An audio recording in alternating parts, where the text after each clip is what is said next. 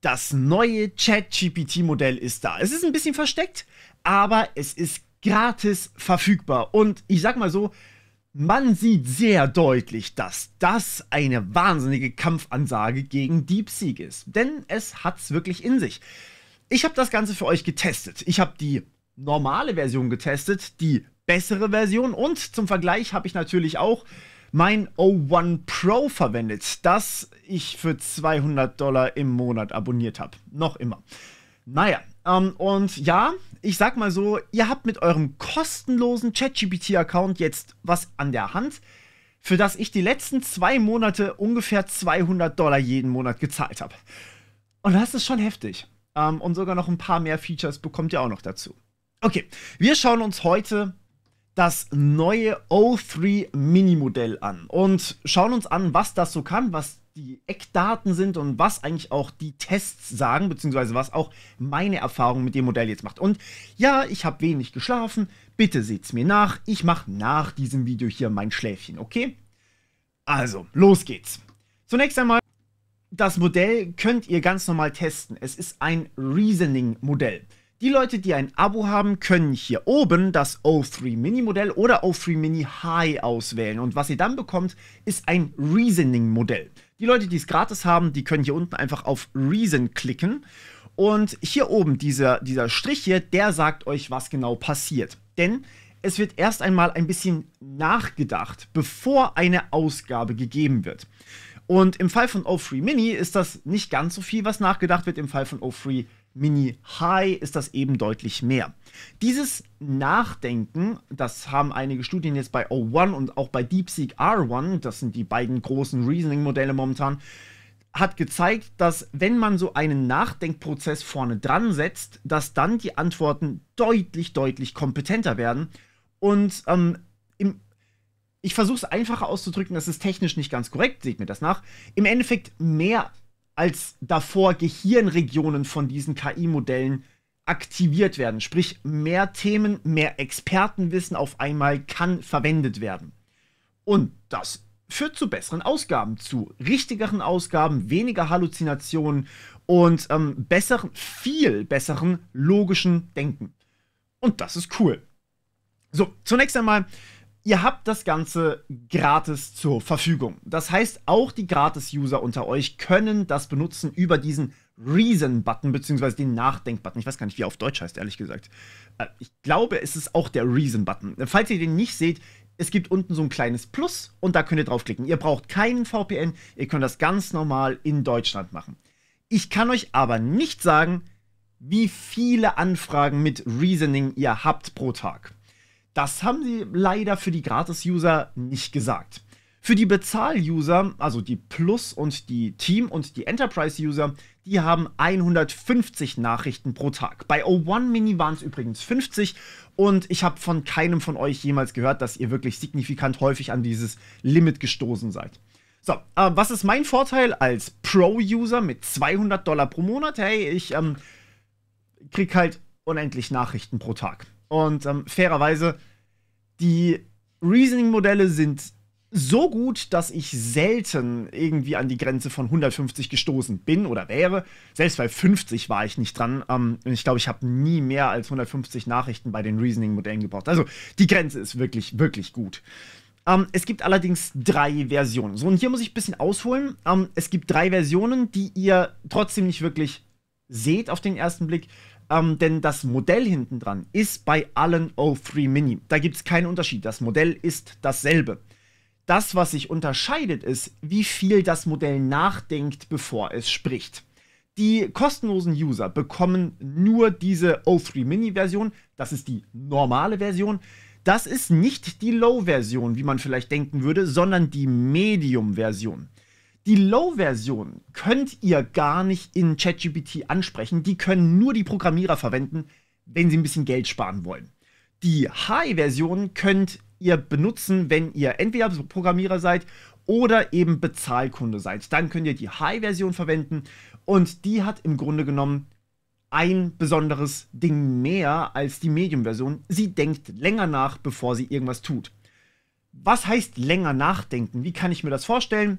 Ganz simpel, wir wissen mittlerweile, wie das funktioniert. Im Grunde genommen, werden Tokens generiert. Es werden Nachdenktokens generiert, das ist das, was ihr bei dem kleinen Strich gesehen habt, und es wird eine normale Ausgabe generiert, das ist das, was das Modell sagt. So, die Nachdenktokens, die unterscheiden sich jetzt, das heißt, ich sag mal, krasser eure Version ist, das heißt, wenn ihr Medium habt, besser als Low, und wenn ihr High habt, besser als Medium, dann generiert ihr einfach mehr, oder das Modell generiert mehr Tokens zum Nachdenken, also was es quasi euch als Antwort geben könnte. Das dauert länger, führt aber zu besseren Ergebnissen. Und die Ausgabemenge an Tokens, die unterscheidet sich nicht mal. Das Modell ist dasselbe, der Trainingsprozess war derselbe, die Kosten sind dieselbe. Die Kosten erhöhen sich für OpenAI nur deswegen, weil ihr mehr Nachdenktokens produziert, und Tokens zu produzieren kostet Rechenleistung. So einfach ist das. Deswegen habt ihr auch übrigens, wenn ihr Programmierer seid, in der Programmierschnittstelle keinen Unterschied. Das Modell ist immer noch dasselbe. Wenn ihr einfach High einstellt, dann werden halt einfach mehr Tokens generiert, und das ist halt teuer. Das kostet was. So, und jetzt gibt es da einen großen Punkt. Wenn ihr natürlich mehr Tokens generiert für den Nachdenkprozess, dann muss eure Ausgabelänge insgesamt länger sein. Sonst ist zu wenig Platz da, sonst kann man nicht genug generieren. Und wie lange das, was ein Modell einlesen kann und das, was es ausgeben kann, ist, das ist vom Modell vorgegeben. Das ist ziemlich lustig. Und bisher war das in meinem Fall wirklich eine drastische Begrenzung. Also, was heißt drastisch? Es war begrenzt, okay? Es war immer noch mehr als ein Roman, was man eingeben konnte, aber jetzt haben sie das meiner Meinung nach endlich gefixt.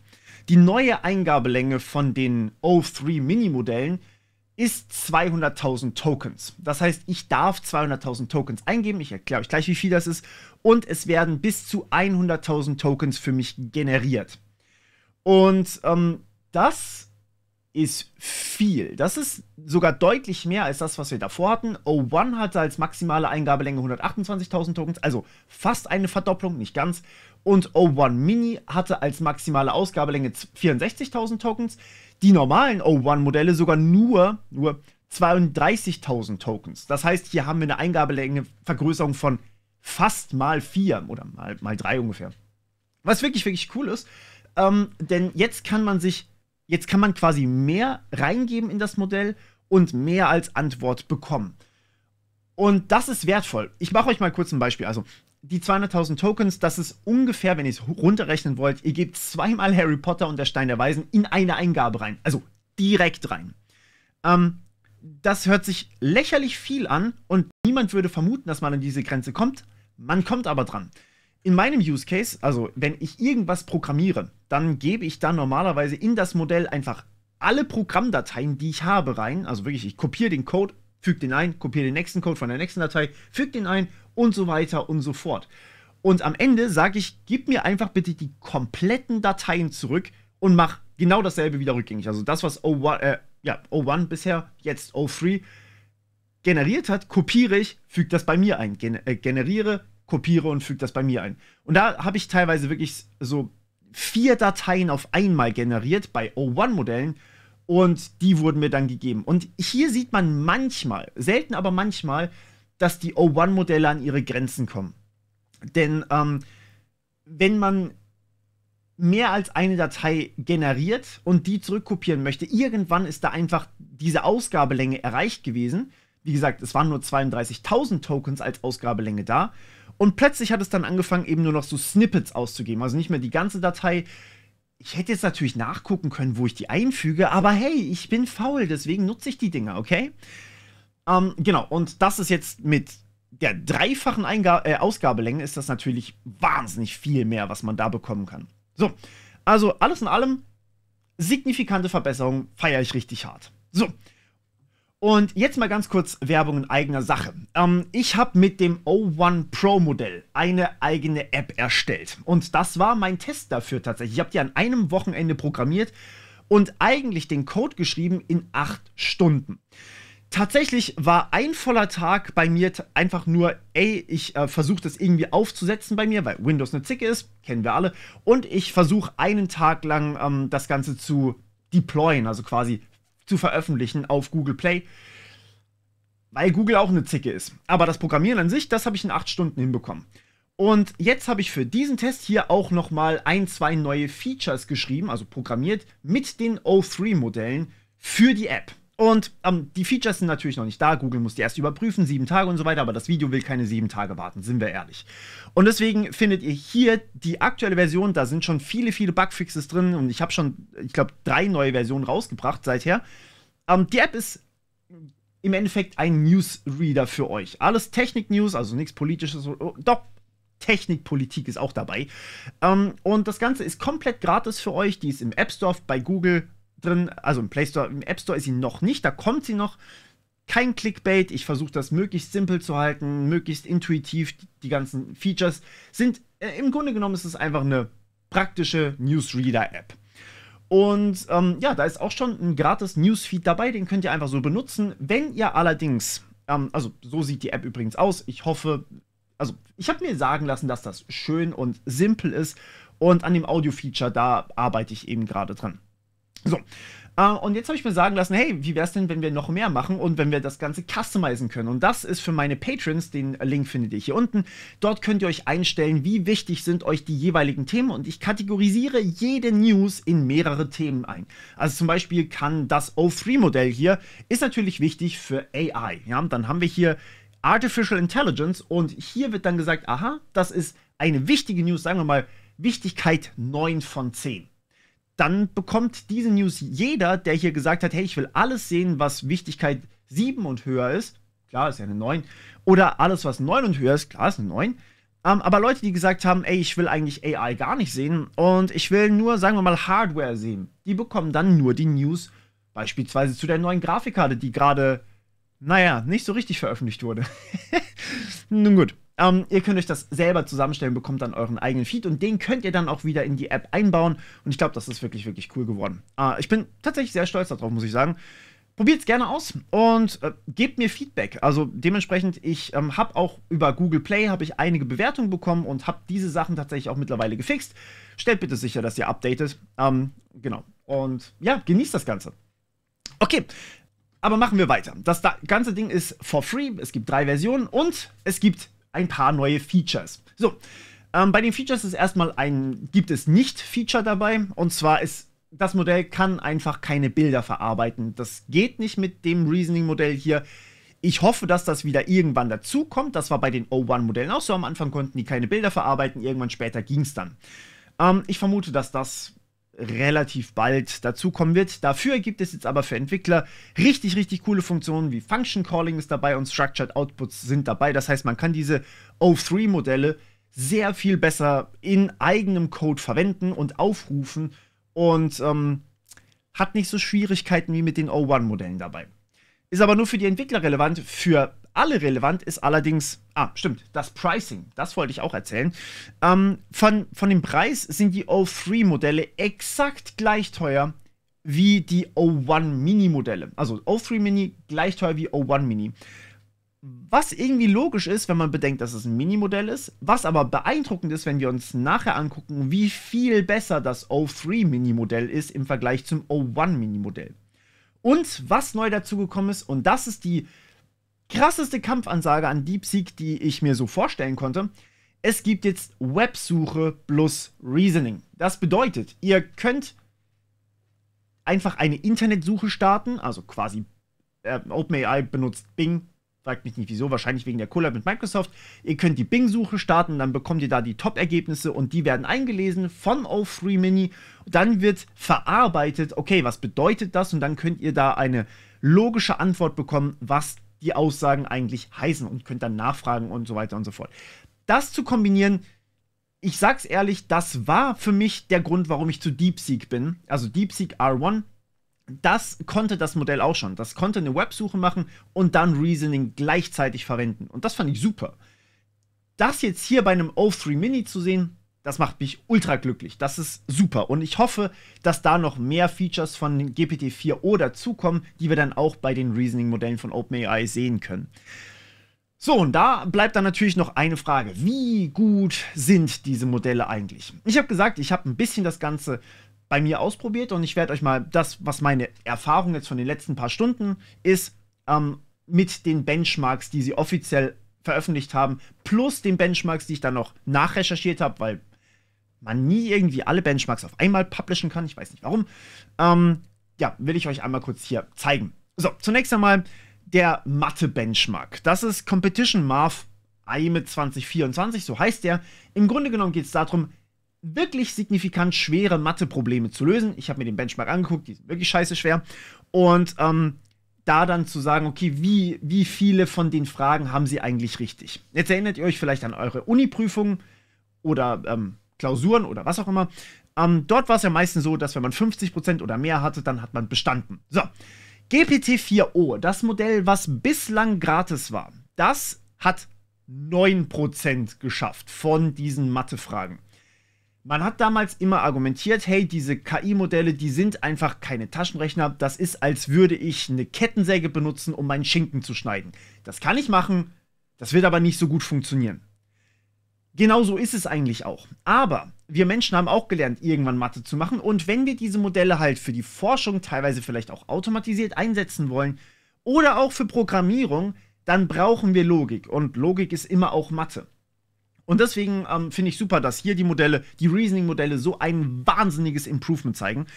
Und ja, da sehen wir tatsächlich, okay, das hier, O1 Pro, das ist das Modell, was bislang $200 pro Monat gekostet hat. Ja, das war sehr teuer. Das hier ist das normale O1, das hier ist O1 Mini und jetzt haben wir hier die drei neuen O3 Mini Modelle. Die drei Versionen habe ich mal separat aufgeführt, weil ich unterscheiden möchte zwischen Low, Medium und High. Und ihr bekommt alle drei zur Verfügung. Also das ist nicht irgendwie was erst noch kommt, sondern die sind alle schon da. Das ist nicht das normale O3, das kommt wahrscheinlich noch irgendwann, das wird nochmal bahnbrechender wahrscheinlich. Das hier sind die Mini-Modelle. So, das Low-Modell können nur die Programmierer benutzen, wenn sie Geld sparen wollen. Das war das, was gar nicht relevant ist. Ihr bekommt jetzt gratis das hier. Das O3 Mini Medium-Modell. Und das O3 Mini Medium-Modell ist besser in Mathe als das, was ihr davor in O1 bekommen habt. Und das O3 Mini High Modell ist besser, das bekommt jeder Bezahl-User jetzt, ne? Das ist besser als das, was davor das $200 pro Monat Modell konnte in Mathe. Das ist insane, um es mal ganz milde auszudrücken. Mathe ist jetzt schon ein signifikantes Stück besser als alles, was wir davor hatten. So, DeepSeek übrigens habe ich auch mal als Vergleich dazu genommen, weil im Grunde genommen ist das hier einfach die Antwort auf DeepSeeks R1-Modelle oder Modell. Und das größte DeepSeek-Modell ist hier immer das in weiß, das zweite von rechts. Ich habe mehrere Benchmarks für euch, deswegen sage ich euch das. Das ist ziemlich genau auf dem Niveau von O3 Mini Medium, also auch das, was jetzt gratis für alle verfügbar ist. Also im Grunde genommen sind die beiden in Mathe ziemlich gleich gut. Und das ist cool. Jetzt geht es aber weiter. Und speziell fürs Programmieren gibt es den Codeforces Benchmark. Dort kann man eine ELO bekommen. Und ich will mal hier ein bisschen ausholen. Wenn ihr euch bei Codeforces anmeldet, noch nie dort irgendeine Coding Challenge, dort gibt es Coding Challenges, also quasi Programmieraufgaben, man löst die und dann bekommt man eine ELO. Man wird besser oder man wird schlechter. Wenn ihr euch direkt anmeldet und noch keine Challenge gemacht habt, so die Basis sind 1500 ELO. Wenn man 100 Elo-Punkte besser ist, dann bedeutet das, dass man signifikant, also über 60% mehr Gewinnrate sozusagen hat als die anderen. Ihr könnt euch das wirklich vorstellen wie in Schach oder wie in League of Legends. Das ist dasselbe Elo-System. Und wenn ihr halt 100 Elo mehr habt in Schach, dann bedeutet das, dass ihr schon deutlich besser seid als das, was darunter ist. So, und auch hier wieder, O1 Mini-Modell ist bei 1650. Das ist schon mal besser als der durchschnittliche Programmierer. GPT-4o, das was davor gratis war, ist bei 759. Das ist direkt dagegen. Und ja, das, was die Bezahl-User davor hatten mit O1, ist bei 1673 gewesen. Und das, was die O1 Pro-User, also hier $200 pro Monat-User bekommen haben, ist bei 1891. Und ich sag euch, das Ding ist krank gut im Programmieren. Das ist ein anderes Level. So. Die Gratis-User, also alle, bekommen jetzt dieses Modell hier mit einer Elo von 2036. Das schlägt DeepSeek in der Elo ein kleines bisschen, ist aber, würde ich sagen, auch wieder sehr vergleichbar. ich will noch mal kurz darauf hinweisen, 100 Elo mehr ist mehr als 60% Gewinnrate gegenüber dem, was davor war. 60% häufig oder mehr als 60% häufiger gewinnt das jetzt kostenlose Modell gegen das, was davor $200 im Monat gekostet hat. Und das, was man jetzt bezahlbar bekommt, das ist auf einer Ebene. Ich habe, glaube ich, in meinem Leben noch keinen Programmierer gefunden, der bei Codeforces bei über 2100 war. Ich glaube, ich weiß nicht, ob ich mal mit einem von euch gesprochen habe, der da drüber war, aber ich habe keinen mal das sagen hören. Das Höchste, was ich gehört habe, war von jemandem, den ich wirklich sehr, sehr schätze im Programmieren, der bei etwas über 2000 war in seiner Hochphase. Und jetzt das gratis zu bekommen, beziehungsweise das hier bezahlt zu bekommen, ist einfach nochmal ein ganz anderes Level. Alles zu behaupten, dass die Modelle schlechter programmieren könnten als wir Menschen, ist fairerweise einfach Hochmut. Wir müssen zugeben, dass die jetzt einfach besser sind als wir in vielen Dingen. Das Einzige, wo sie nicht gut sind, ist, wenn wir sie nicht gut bedienen oder wenn irgendwas sich verändert hat, sprich, wenn die Modelle das einfach nicht in ihren Trainingsdaten drin hatten. Wenn sie es noch nicht wissen können, wenn sie die Dokumentation nicht kennen, das sind natürlich die Punkte, wo diese Modelle nochmal nicht funktionieren können. Das könnt ihr auch nicht. Aber rein programmieren, holy shit, ja, das können die. So, dann geht es weiter mit dem Software Engineering Benchmark. Und das ist ein anderer Benchmark. Beim Software Engineering geht es nicht nur um Programmieren. Software Engineering ist deutlich, deutlich mehr. Es ist Softwareplan, Architekturplan, Entwurfspatterns, Requirements Engineering, all das. Das zählt hier alles mit rein. Das ist ein Benchmark, der ist sehr schwer auszuwerten und der ist auch sehr schwer zu bestehen.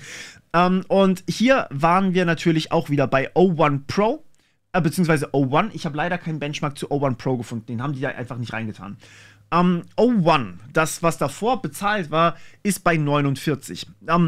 Und DeepSeek R1 ist genau da auch. Das Bezahlmodell, also O3 Mini High, ist auch genau da. Und hier wird's lustig, das O3 Mini Medium Modell ist nur bei 43.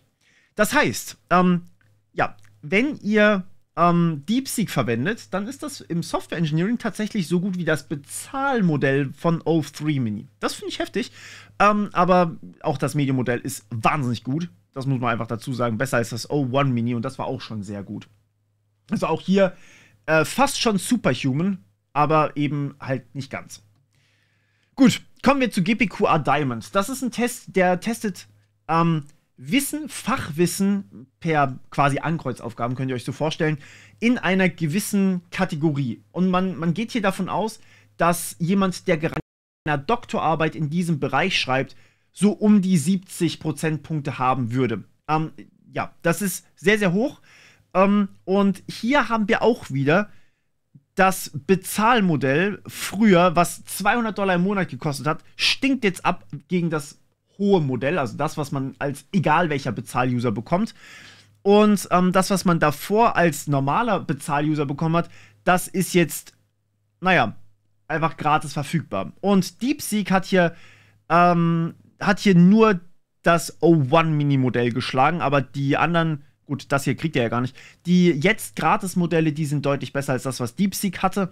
Und zum Vergleich, ChatGPT 4o, das, was davor gratis war, hat gerade mal 50 Prozentpunkte geschafft, was auch schon wahnsinnig viel ist für ein KI-Modell. Aber die jetzigen Gratis-Modelle sind halt nochmal ein ganz anderes Level.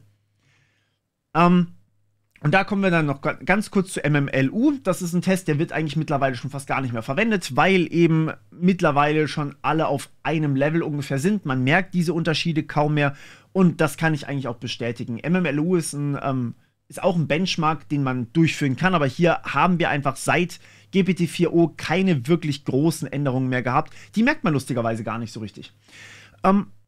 Die großen Änderungen gab es halt tatsächlich im Bereich Mathe und im Bereich Programmierung und alles, was logisches und fachliches Expertenwissen ist. Wir sind mittlerweile, und da möchte ich gleich zum nächsten Punkt kommen, wir sind mittlerweile an einem Punkt angelangt, wo Expertenberatung einfach über ein kostenloses KI-Modell verfügbar ist. Und Expertenberatung meint, ihr könnt in dem Bereich IT nachfragen und es gibt euch eine Expertenberatung. Ihr könnt aber genauso gut im Bereich Biologie-Nachfragen oder Quantenphysik-Nachfragen. Ihr bekommt trotzdem eine Expertenberatung. Und diese Reasoning-Modelle, das wurde schon gezeigt, können auch mehrere Sachen auf einmal aktivieren. Das ist dieses Reasoning, dass man quasi mehrere Bereiche des Gehirns sozusagen oder Bereiche der KI auf einmal aktivieren kann, und es werden einfach mehr aktiv als bei den bisherigen Nicht-Reasoning-Modellen. Und dass wir das einfach so verwenden können, ist wirklich, wirklich ein Ruf an euch. Benutzt diese Modelle. In den kostenlosen Fällen hier, das will ich auch noch mal ganz kurz dazu sagen, wie bei DeepSeek hundertprozentig auch, werden eure Daten fürs Training verwendet. Es gibt einen Tarif, der bei OpenAI quasi diese Klausel dabei hat, die Daten werden nicht fürs Training verwendet. Wenn ihr das Geld zur Verfügung habt, nehmt diesen Tarif, ansonsten achtet einfach darauf, was ihr dort eingebt. Zum Programmieren oder zu irgendwelchen Logikfragen nutzt es um Gottes Willen, wirklich. Das nicht zu nutzen, ist eine Verschwendung einfach. Und speziell an die Leute, die zumindest mal was mit IT gemacht haben und vielleicht ein bisschen ins Programmieren reingedippt sind, ich würde euch wirklich, wirklich empfehlen, programmiert das, was ihr schon immer mal haben wolltet. Wenn ihr, wie ich zum Beispiel, mit den Nachrichten, naja, wenn ihr keinen Bock mehr drauf hattet, ja, dann programmiert euch so einen Newsreader, wenn ihr das wollt. Oder nutzt meinen in dem Fall. Wenn ihr aber irgendwas anderes habt, wo ihr vielleicht abgefuckt seid von dem, wie es gerade ist, dann programmiert das. Ihr könnt das Open Source zur Verfügung stellen. Dieses Modell kostet euch nichts. Und ihr habt einen Programmierer an der Hand, der eine Masterbewertung bekommen hat. Also nicht irgendeinen schlechten Assistenten, der vielleicht 5-mal in seinem Leben mal eine Zeile Code geschrieben hat. Das ist wirklich ein Modell, das kann programmieren. Das zu verwenden in euren eigenen Projekten, das wird euch ordentlich weiterhelfen. Und für die Leute, die vielleicht gerade mal so ein paar Sachen, ein paar Zeilen Code geschrieben haben, ihr könnt damit auch tatsächlich sehr, sehr gut reinkommen und einfach mal eine Software schreiben und dann auch mal versuchen zu verstehen, was passiert da. Ihr könnt Nachfragen stellen. Nutzt diese Fähigkeit. Das kann euch extrem helfen. Und ja, ich denke, das ist einer der Punkte, wo uns halt Open Source oder wo Open Source sich wirklich weiterentwickeln kann, dass man einfach jetzt ein Modell hat und man kann das Ding programmieren lassen, einfach ein Feature, das man vielleicht gerne hätte. Ja, wenn ihr ein Projekt sucht, die Academy sucht immer Entwickler. Guckt da auf GitHub vorbei und wir sind Open Source, deswegen guckt da super gerne vorbei. Das nächste ist, wie gesagt, das Suchen mit Reasoning zu kombinieren. Das ist etwas, was wir dringend gebraucht haben, denn so kann ich auch mal kritisch hinterfragen, was schreibt zum Beispiel ein Autor eines journalistischen Artikels. Kann ich den vielleicht hinterfragen? Stimmt etwas an diesen Informationen nicht? Oder kann ich Meinungen zum Beispiel hinterfragen, die von dem Modell per Suche gefunden werden? Das geht jetzt. Reasoning ist da eine Hilfe, um sowas hinterfragen zu können. Wenn ihr irgendwelche Zweifel habt, dann nutzt das ganz gerne und fragt nach, was da sinnvoll ist und was nicht so sinnvoll ist und was richtig ist vielleicht und was nicht richtig ist. Bleibt trotzdem kritisch, die Modelle machen selbstverständlich auch Fehler, aber Menschen machen auch Fehler. Und wenn wir einfach Menschen blind vertrauen, dann ist es auch ein Problem, wenn wir das Modell kritisch hinterfragen, dann ist das auch sehr, sehr gut. Ja, und das letzte, das größere Kontextfenster, das ist für mich tatsächlich auch nochmal ein Gamechanger. Das sind die 4 Punkte, die es für mich wirklich bahnbrechend machen. Denn das größere Fenster, das habe ich auch vorhin schon erwähnt, führt einfach dazu, dass ich noch viel effizienter programmieren zum Beispiel kann, noch viel komplexere Anfragen stellen kann, noch mehr Reasoning betreiben kann, mehr Gedanken quasi generieren kann und die hinterfragen sozusagen das Modell für sich nochmal zusätzlich. All das, ich kann es nur nochmal wiederholen, bitte benutzt es. In allen meinen Tests war das wirklich, wirklich beeindruckend. Und ja, ich werde tatsächlich jetzt nicht mehr mit O1 Pro arbeiten, weil die O3 Mini-Modelle, das High-Modell vor allem, teilweise besser funktioniert, auch im Programmieren, als das O1 Pro-Modell. Und das kostet $200 pro Monat. Jetzt gibt es das einfach so teilweise for free, beziehungsweise annähernd bezahlt.